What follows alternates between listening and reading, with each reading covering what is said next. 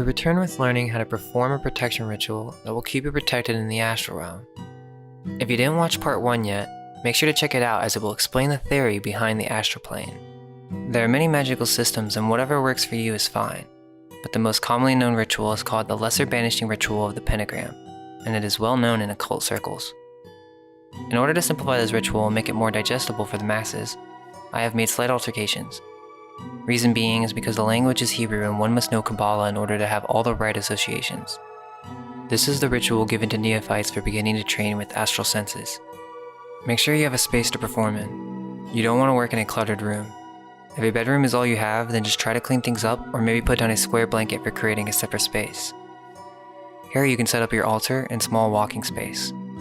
Try to have a clear idea where east is so you can begin the ritual in the correct direction. First, begin with a ritual bath or ritual cleansing. This can be symbolic or literally by just taking a shower. Rinse yourself off, get the dirt off, and get prepared as you would for any significant event. Visualize all the negativity and doubts wash away as you soak in the water. Now get dressed in attire that is quite different than what you normally wear. It's obviously kind of weird in the modern day to be waving a wand and a robe, but we can adjust these ancient motifs as we progress with a new magic for the new age. The ancients and the occult orders wore robes, but of course that is up to yourself for what you feel is appropriate. Everything in the ritual has some sort of significance, from the clothes to the actual magical instruments themselves have divine and archetypal symbology integrated within the art and design of each object. A dagger is not the air dagger, but one must use a ritual dagger specifically for this ritual. For your final preparation, take a few deep breaths. Inhale through the nose and exhale through the mouth. Prepare your mind for the experience of holy energies. Sit in a chair that is facing east. Do the relaxation ritual from earlier with the golden sphere. Now take your dagger and know that you are about to be in the presence of God. Stand up and begin to visualize yourself growing larger and larger. Imagine yourself becoming so large until you grow out of your room, and then the visual continues where you can now see the city below you, the clouds, space, and now heavens. Now that may differ depending on your cosmology, but just imagine yourself growing so large that you basically become one with light itself. Now that you have reached this great light, imagine this white light above your head, a limitless brilliant white sphere of light floating above you. Take your dagger while you are still standing and point to the spiritual sphere. Now bring it down by touching your forehead just above and between the eyes with the dagger and vibrating, "Thou art." Bring the dagger firmly down to your body until you are pointing towards the ground. As you do this, visualize a bright beam of light coming down from your head that moves down through your body and out, continuing beneath the earth. As you do this, vibrate the kingdom. Now bring the blade up to your right shoulder.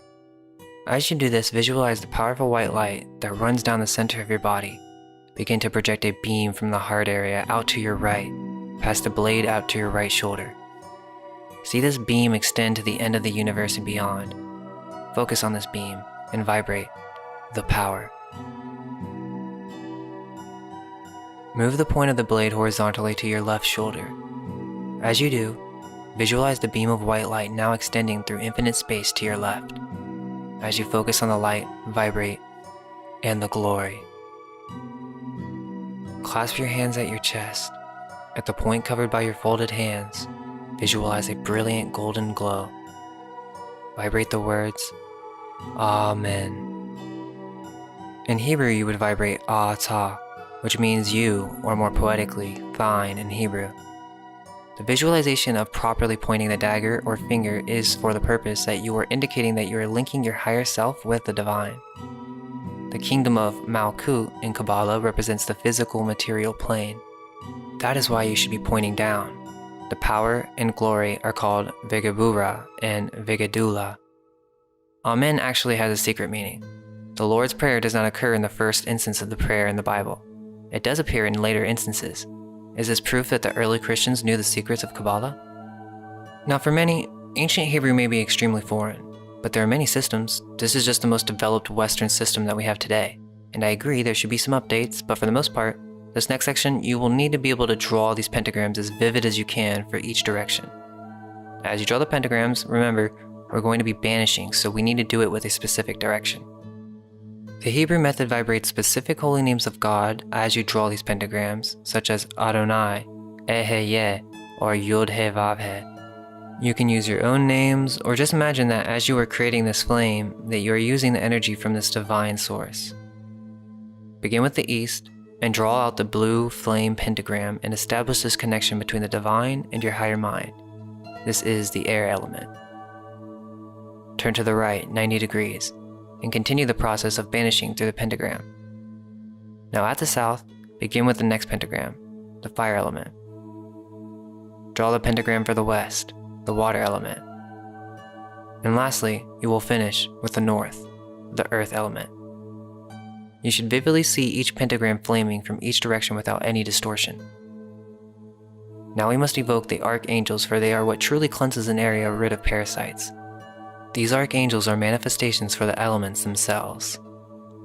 Now face east where you started and begin to channel the angel of air, Raphael. Visualize before you a figure on a hill in front of you. The figure is dressed in yellow robes, which have some purplish highlights. The figure carries a caduceus wand, Mercury, or Hermes. The more associations, the more powerful the experience and magic will be. You should feel a breeze coming from behind the figure. Say,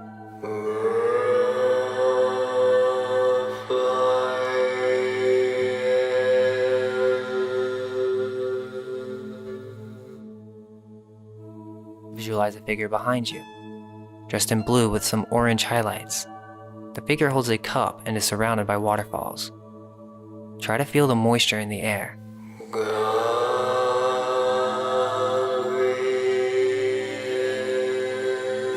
Visualize a figure dressed in scarlet with green highlights. The figure holds a flaming sword, and you should feel the heat coming from this direction.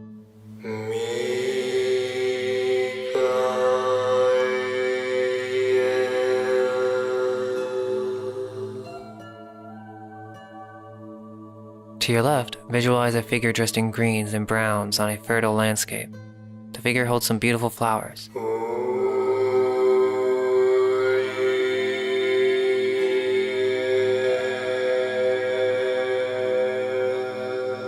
Now visualize a pentagram forming all around you and say, "For about me flames the pentagram." Visualize a golden hexagram, a six-pointed star behind you, and say, "And behind me shines the six-rayed star." What you have done is cleanse the area by bringing down the tetragrammaton. This is your tool against all evil. It's the goal of the magician, the mastery of the grossly elements. The four corners of the higher principles themselves are within you, and you just brought them down to a level where you can actually experience them. For the beginner, this is all taking place in the mind or the imagination, but what you're actually doing is pulling these extremely high aspects of your own consciousness down into your lower mind. This must be done before all magical rituals, and that includes astral projection. Those who do not possess the proper tools before entering the astral plane are increasing their chances for being controlled by something that does understand the nature of this realm.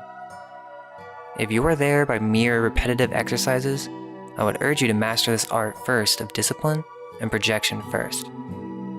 This is not even the astral projection part.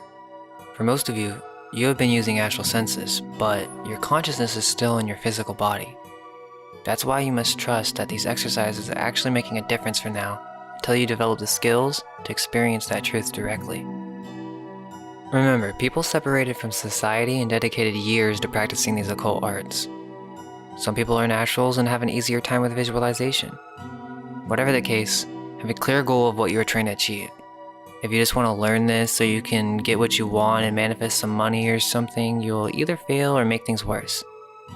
In time, you will see the benefits of this art, and you must practice these techniques with great responsibility, as a great power is contained herein.